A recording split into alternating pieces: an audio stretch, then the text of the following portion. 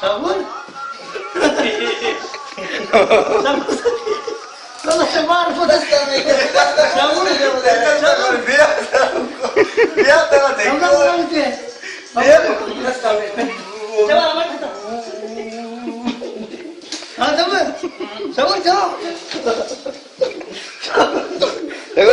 Tadi ada sih kan?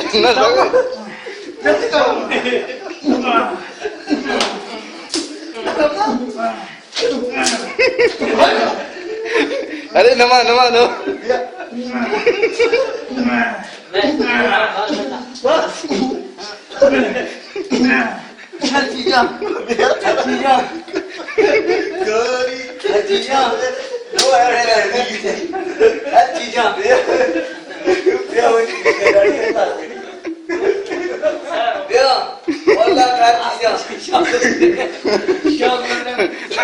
Sama si pure, gimana tak?